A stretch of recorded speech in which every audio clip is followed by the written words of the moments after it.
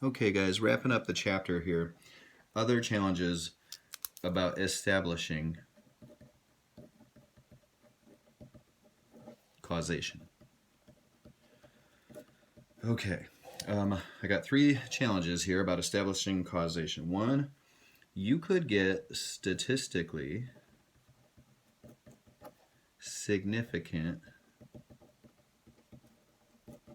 results from an experiment. You could, but if there's a lack of realism, the results aren't worth anything. There's an example that you guys can read in here. I'm referring to one in here somewhere. Oh, there was an example in our old book, but it's not here.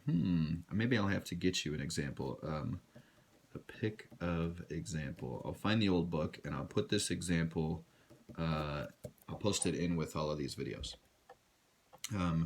Number 2, ethics can sometimes be a problem when I'm trying to prove causation.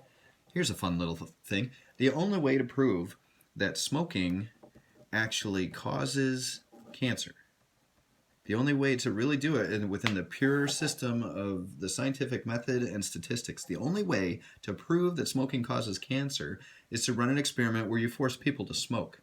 Okay, you're in the treatment group, so I'm going to need you to smoke cigarettes for 20 years just to find out if you get cancer. That's not really the way to go with humanity. And so, yeah, ethics frequently get in the way of trying to prove that something causes something. So we get to number 3 here. If you can only use an observational study for the kinds of reasons that are we've outlined above here, good reasons that we've outlined above, if you can only use an observational study, all of the following must be checked before you can even suggest causation. The association between the 2 variables in your observational study is strong, a strong positive or a strong negative association. The association is consistent. Now, what do I mean by that? I mean over many different studies. You're not the only one looking at this. If a whole bunch of different people did studies on this, observational studies, and they all found strong associations, that adds to the argument. Number 3, larger values of the explanatory variable are associated with stronger responses. What do I mean by that? More years of smoking. If I'm looking at the smoking and the cancer thing, if more and more years of smoking cause you to be more likely to develop cancer.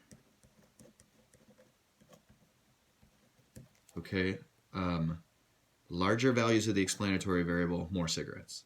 Stronger responses, you're more likely to develop cancer. If that kind of association goes with a strong association in the first place, and it's consistent over many studies, we're really starting to make an argument that one thing is causing the other when we can't do an actual experiment for ethical reasons, or it's hard to pull this off with any kind of realism. Number 3, the alleged cause precedes the effect in time. What do I mean by that? I didn't get cancer and then start smoking. The cause actually precedes the effect in time. So I'm going to write page 278. You can kind of read a little bit on that. And then the alleged cause is actually plausible. Like, it actually makes sense. The thing that we're trying to say is true here. So here we go, guys. That's the end of the chapter. I'm going to sign page 280, number 93. You know what? It's 93 through 107 odd. There's an awful lot of different kind of questions we can ask. That's 6, 7, 8 problems. There's different contexts, and you're applying different terms. Please, I've been saying it for a couple of days now, but make sure you guys are actually doing the homework and checking the answers. It's not just enough to watch this and make sure that it makes sense to you. You got to be able to read the paragraphs on your own when you're isolated and I'm not there, and come up with these terms on your own. That's a skill you got to develop before you get ready for this test. All right? Have a good day. We'll start reviewing tomorrow.